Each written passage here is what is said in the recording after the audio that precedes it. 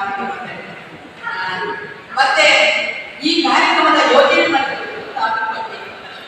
ಏನು ಗೊತ್ತಿಲ್ಲ. ನಾವು ಮುಂದೆಲ್ಲ ಏನ್ ಮಾಡ್ತೀವಿ, ಈಗ 2 ಆಗ ನಾವು ಏನ್ ಮಾಡ್ತೀವಿ, ಈ ಹಬ್ಬ ಬಂದಲ್ಲ ಬರೇ ಅಧಿಕಾರಿಗಳು ಇನ್ವಿಟೇಷನ್ ಟ್ರೈನಿಂಗ್ ಮಾಡೋದಲ್ಲ, ಇದು ನಮಗೆ ಅಗತ್ಯ ಇಲ್ಲ.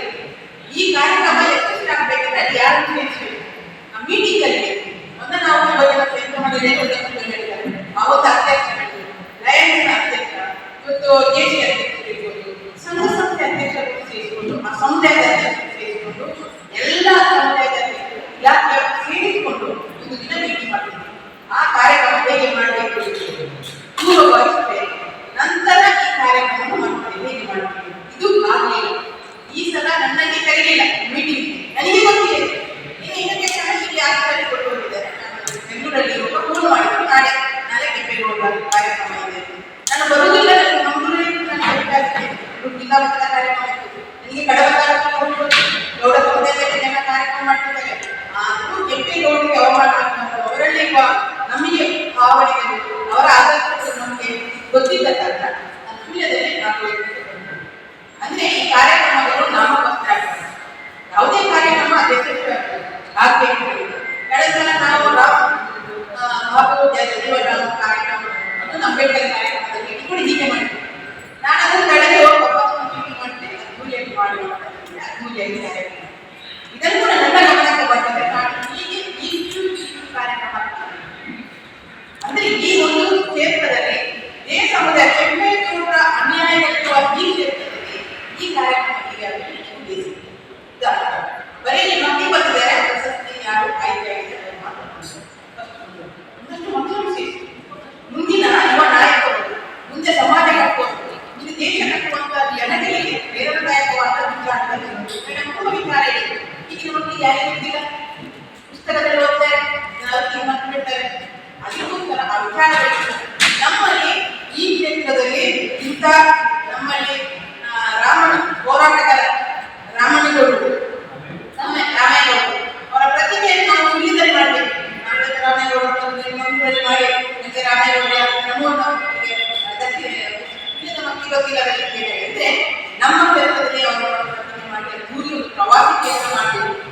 ಆಗ ಇಲ್ಲಿಯ ಅಂದ್ರೆ ಇಲ್ಲಿ ಕೂಡ ಮಾಡಬೇಕಿದ್ದಾಗ ನಮ್ಮ ಕ್ಷೇತ್ರ ಕೂಡ ಒಂದು ಕೆಂಪೇಗೌಡರಿಗೆ ಏನು ಯೋಚನೆ ಮಾಡಿದ್ರು, ನಾನು ಒಬ್ಬ ಜನ ಆಗುದಿಲ್ಲ, ಹುಟ್ಟುವ ಜನ ಬರುವ ಜನ ಅವರು ಆಕರ್ಷಕವಾಗಿ ಬೆಳಿಬೇಕು, ಅವರು ಒಳ್ಳೆಯ ಪರಿವರ್ತನೆ ಆಗಬೇಕು, ಸಮಾಜದಲ್ಲಿ ಅವರು ಕೂಡ ಉನ್ನತ ಮಟ್ಟದ ನಾಯಕರಾಗಬೇಕು. ಅದಕ್ಕೋಸ್ಕರ ಅವರ ಮನೆಯಲ್ಲಿ ಕೂತು ಯೋಚನೆ ಮಾಡಿಲ್ಲ, ಅವರು ಇಡೀ ನಗರವನ್ನು ನಗರದಲ್ಲಿ ನಮಗೆ ವ್ಯಾಪಾರ ಮಾಡಲಿಕ್ಕೆ ಅವಶ್ಯವಾದ ಯಾವುದು ಗುರುತಿಸಿ ಬೆಂಗಳೂರು ನಾಯಕ ಈಗಿನ ಬೆಂಗಳೂರಲ್ಲಿ ಭೇಟಿ ಮಾಡಿದ್ದಾರೆ. ಜನಗಳು ಹಳ್ಳಿಯಿಂದ ಬಂದು ವ್ಯಾಪಾರ ಮಾಡಿ ಅವರು ಸಂಪಾದನೆ ಮಾಡಿ ಅವರು ಅಭಿವೃದ್ಧಿ ಹೊಂದಲಿಕ್ಕೆ ಈ ಕ್ಷೇತ್ರ ಈ ಸಲ ಒಳ್ಳೆಯ ಜನರನ್ನು ಆಯ್ಕೆ ಮಾಡಿ ಅಲ್ಲಿ ಬೆಂಗಳೂರಲ್ಲಿ ನಿರ್ಮಾಣ ಮಾಡಿ ಬೇರೆ ಬೇರೆ ಈಗ ಹೆಚ್ಚಿನ ಚಿಕ್ಕಪೇಟೆ ದೊಡ್ಡಪೇಟೆ ನಮ್ಮ ಹೆಚ್ಚಿನ ಮಹಿಳೆಯರಿಗಂತೂ ಚಿಕ್ಕಪೇಟೆ ಯಾಕಂದ್ರೆ ಸೀರೆ ಕಡಿಮೆ ಚಿಕ್ಕಪೇಟೆ ಇಲ್ಲಿ ಯಾವ ಪ್ಲೇಸಿಗೆ ಹೋಗಿದ್ರು ಚಿಕ್ಕಪೇಟೆಗೆ ಹೋಗಿ ಬಂದವರು ನೋಡಿದ್ದಾರೆ. ಅಂದ್ರೆ ಬಟ್ಟೆಗೆ ಕಡಿಮೆ ದರದಲ್ಲಿ ಯಾವುದೇ ವಸ್ತುವನ್ನು ಕಡಿಮೆ ದರದಲ್ಲಿ ಸಿಗುವಂತ ಇದು ಯಾಕೆ ಮಾಡಿದ್ರು? ನಮ್ಮಂತ ಬಡ ಜನಗಳು ಕೂಡ ಬೆಂಗಳೂರಲ್ಲಿ ಇಂತಹ ವ್ಯವಸ್ಥೆಗಳಲ್ಲಿ ತೊಡಗಿಸಿಕೊಂಡು ಅವರು ಕೂಡ ಆ ಬೆಂಗಳೂರನ್ನು ಅವರ ವ್ಯಾಪಾರ ಮಾಡಬೇಕು ಅನ್ನೋದ್ರಿಂದ ಯೋಜನೆ ದೂರದೃಷ್ಟಿ ಯೋಜನೆ ಮಾಡಿ ಕೆರೆಗಳು ಹೇಳಿದ್ರು. ಎಷ್ಟು ಕೆರೆಗಳಿತ್ತು ಅಂತ 56 ಕೆರೆಗಳು 46 ಕೆರೆಗಳು 100 ಕೆರೆಗಳು ನಾವು ಹೇಳ್ತೀವಿ. ಎಲ್ಲಿ ಕೆರೆಗಳಿಲ್ಲ, ಎಲ್ಲ ಕೆರೆ ಹುಟ್ಟಿ ನೀವು ಸೈಕಲ್ ಟ್ಯಾಂಕ್ ಸಣ್ಣ ಕೆರೆ ಹೋಗುವಾಗ ಕಾಣ್ತದೆ, ಯಾವ ಕೆರೆ ಕಾಣ್ತಿಲ್ಲ. ಆ ಕೆರೆ ಒಂದು ಕಾಣ್ತದೆ ಸಂಜೆ ಬಿಟ್ರೆ ಎಲ್ಲ ಕೆರೆಗಳನ್ನು ಹುಟ್ಟಿ ದೊಡ್ಡ ದೊಡ್ಡ ಬಿಲ್ಡಿಂಗ್ ಮಾಡಿ ದೊಡ್ಡ ದೊಡ್ಡ ವ್ಯಾಪಾರ ಮಾಡ್ತಿದ್ದಾರೆ ಲಾಭದಲ್ಲಿ. ಮಳೆ ಬಂದಾಗ ಆ ಕೆರೆಗೆ ನೀರು ಹೋಗ್ಬೇಕು, ಮನೆಯೊಳಗೆ ಹೋಗ್ಬೇಕು. ಯಾಕಂದ್ರೆ ಮಣ್ಣಾಕಿ ಮನೆಯನ್ನು ಕಟ್ಟಿದ್ದಾರೆ, ಕೆರೆಗೆ ಬಂದು ನೀನು ನನ್ನ ಕೆರೆಯನ್ನು ಮನೆ ಕಟ್ಟಿದೆ, ನಿನ್ನ ಮನೆಗೆ ಬರ್ತೇನೆ ನೀರು ಅಂತ ಆಗ ಏನ್ ಮಾಡ್ತಾರೆ ನೀರು. ಇದು ಇದನ್ನೆಲ್ಲ ಪರಿಹರಿಸಲಿಕ್ಕೆ ನಾವೀಗ ನಮ್ಮ ಜಿಲ್ಲೆದಲ್ಲಿ ಈ ಕೆಂಪೇಗೌಡರ ಆಚರಣೆ ಯಾಕೆ ಮಾಡಬೇಕು ಅಂತ ಹೇಳಿದ್ರೆ, ಇಲ್ಲಿ ಕೂಡ ಅಂತ ಕೆಂಪೇಗೌಡ ಹುಟ್ಟಬೇಕು, ಹುಟ್ಟಿ ಇಂಥ ಪರಿವರ್ತನೆ ಆಗಬೇಕು, ಇಂಥ ನಗರಗಳನ್ನು ನಿರ್ಮಾಣ ಮಾಡಬೇಕು, ವ್ಯಕ್ತಿ ಆಗಬೇಕು. ಅದಕ್ಕೋಸ್ಕರ ನಾವು ಮಕ್ಕಳಿಗೆ ಏನಾದ್ರು ಯುವಕರಿದ್ರೆ ಅವರಿಗೆ ವಿಚಾರ ಮಾಡಿದ್ರೆ ನಾನು ನಿಪ್ಪೆಗೊಬ್ಬರಾಗಿ ಆಗ್ಬೇಕು. ಏನ್ ಮಾಡ್ಬೇಕಂತ ಯೋಚನೆ ಮಾಡ್ಬೇಕು. ನಮ್ಮ ತಾಲೂಕಿನಲ್ಲಿ ಯೋಚನೆ ಮಾಡಿದ್ರೆ ಒಬ್ಬರೇ ಕುರ್ಚಿ ವೆಂಕಟರಮಣರು ಅವ್ರು ಕೆಂಪೇಗೌಡರ ಆಚರಿಸಿಕೊಂಡು ತಿಳ್ಕೊಂಡಿದ್ದಾರೆ. ನಾನೇನಾದ್ರು ಮಾಡಬೇಕು ಸಾಧನೆ ಅಂತೇಳಿ ಅವರವರ ಶಿಕ್ಷಣ ಸಂಸ್ಥೆಯನ್ನು ಸೃಷ್ಟಿಸಿ ಅಮರಕೋಟಿ ಅಮರ ಸುಳ್ಯ ಹೆಸರನ್ನು ಈ ಪರಿಸರಿಸಿ ಏಕಜಾತ ಚಿಕ್ಕಜಾತ ನಮ್ಮ ಸೂರ್ಯವನ್ನು ಗುರುತಿಸುವಂತ ಒಂದು ನೆನಪಿಸುವಂತ ಒಂದು ಸಾಧನೆ ಮಾಡಿದ್ದಾರೆ. ಇವತ್ತು ಅವರ ಮಕ್ಕಳು ಎಲ್ಲಿ ಫಾರಿನ್ ಕೆಲಸ ಮಾಡಿಲ್ಲ. ಮಕ್ಕಳನ್ನು ಕೂಡ ಇದೇ ಮನೆಯಲ್ಲಿ ಅವರಿಗೆ ವಿದ್ಯಾಭ್ಯಾಸ ಪಟ್ಟು ದೇಶದ ಕೆಲಸ ಮಾಡಿ ಇನ್ನೊಂದು ನಾನೇ ಸಮಾಜಕ್ಕೆ ಕೊಡುಗೆ ಕೊಡ್ತೀರಾ, ನನ್ನ ಮಕ್ಕಳಿಗೂ ಸಮಾಜಕ್ಕೆ ಕೊಡುಗೆ ಆಗಬೇಕು ದೃಷ್ಟಿಯಿಂದಲೇ ಆ ಮಕ್ಕಳಿಗೆ ಒಂದಷ್ಟು ಸೇವೆಗಳ ಆರೋಗ್ಯ ರಕ್ಷಣೆ ಮಾಡುವಂತ ಆರೋಗ್ಯವನ್ನು ಹೇಗೆ ಕಾಪಾಡಿಕೊಳ್ಳಬೇಕು, ಶಿಕ್ಷಣ ಹೇಗೆ ಮುಂದುವರಿಸಬೇಕು, ತಂದೆ ಶಿಕ್ಷಣ ಇನ್ನಷ್ಟು ಮಕ್ಕಳಿಗೆ ಕೊಡುವುದು ಚಿಂತನೆ ಮಾಡಿಕೊಂಡು ಮುಂದಕ್ಕೆ ಕೆಲಸವನ್ನು ಮಾಡಬೇಕು. ಇಂತಹ ಜನ ಹುಟ್ಟಬೇಕು, ಮತ್ತೆ ಮತ್ತೆ ಹುಟ್ಟಬೇಕು. ನಮ್ಮಲ್ಲಿ ಸಾಹಿತ್ಯದ ತುಂಬಾ ಜನ ಇದ್ದಾರೆ, ಕವಿಗಳಿದ್ದಾರೆ, ಕವನ ಬರೆಯುವವರಿದ್ದಾರೆ, ಹಾಡು ಮಾಡುವವರಿದ್ದಾರೆ, ಡ್ಯಾನ್ಸ್ ಮಾಡುವವರಿದ್ದಾರೆ, ಎಲ್ಲ ಸಮುದಾಯ ವ್ಯಕ್ತಿಗಳ ಸಮುದಾಯದಲ್ಲಿ ಇರುವವರಿದ್ದಾರೆ. ನಮ್ಮ ಬೇರೆ ದುಡ್ಡಿದ್ದಾರೆ, ಅವರು ಕನ್ನಡ ಸಾಹಿತ್ಯ ಪರಿಷತ್ತಿನ ಅಧ್ಯಕ್ಷರಾಗಿದ್ದಾರೆ. ಅವರು ಒಂದು ಸಾಹಿತ್ಯ ಕನ್ನಡ ಸಾಹಿತ್ಯದ ಬಗ್ಗೆ ಅವರು ಸಾಹಿತ್ಯ ಪರಿಷತ್ ಸದಸ್ಯರು. ನಮ್ಮಲ್ಲಿ ಅಕಾಡೆಮಿ ಬರಬೇಕು ಬಂದಿಲ್ಲ, ಅರೆಭಾಷೆ ಅಕಾಡೆಮಿ ಇವರೆಲ್ಲ ಆಗಿದ್ದಾರೆ.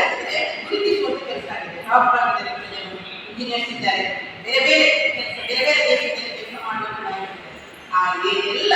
ಯಾಕಂದ್ರೆ ಈ ಒಂದು ನಮ್ಮ ಸಮಾಜದಲ್ಲಿ ನಾವೆಲ್ಲವನ್ನು ಎಲ್ಲ ಇದ್ದಾಗ ಆ ಪರಿಸರ ಕೂಡ ಅಭಿವೃದ್ಧಿಗೆ ಸಾಧ್ಯ. ಎಲ್ಲದರಲ್ಲಿ ಬೆಳವಣಿಗೆ ಹೊಂದಬೇಕು.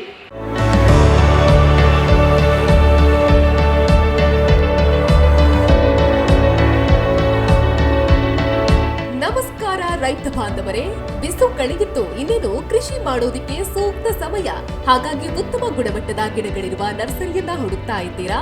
ಹಾಗಾದ್ರೆ ನಮ್ಮ ಸುಳ್ಳದ ಮೊಗರ್ಪಣೆ ಮಸೀದಿ ಮುಂಭಾಗವಿರುವ ಕರ್ನಾಟಕ ಅಗ್ರಿ ಗಾರ್ಡನ್ ನರ್ಸರಿಗೆ ಭೇಟಿ ಕೊಡಿ. ಇಲ್ಲಿ 3 ಎಕರೆ ಜಮೀನಿನಲ್ಲಿ ತಯಾರಾಗ್ತಾ ಇದೆ ಉತ್ತಮ ತಳಿಯ ಹೈಬ್ರಿಡ್ ತೆಂಗಿನ ಗಿಡಗಳು, ಕೋಕೋ ಗಿಡಗಳು, ಅಡಿಕೆ ಗಿಡಗಳಾದ ಎಂಟರಮಂಗಲ, ಮೋಹಿತ್ ನಗರ, ಸೈಗಾನ್, ರತ್ನಗಿರಿ, ಸುಮಂಗಲ, ಸ್ವರ್ಣಮಂಗಳ, ಊರಿನ ಮಂಗಳ ಮತ್ತು ಜಾಯಿಕಾಯಿ ಗಿಡ, ವಿವಿಧ ರೀತಿಯ ಹಣ್ಣಿನ ಗಿಡಗಳು, ಕರಿಮೆಣಸಿನ ಕಸಿ ಗಿಡ, ಪಣಿಯೂರು 7 ಲಭ್ಯ ಹಾಗೂ ಶತಮಂಗಲ ಅಡಿಕೆ ಗಿಡಗಳು ಲಭ್ಯ. Karnataka agri garden nursery, Mogarpane, Halegate, Sullia. Booking ಆಗಿ ಇಂದೇ ಸಂಪರ್ಕಿಸಿ 9048865019 99461 23801.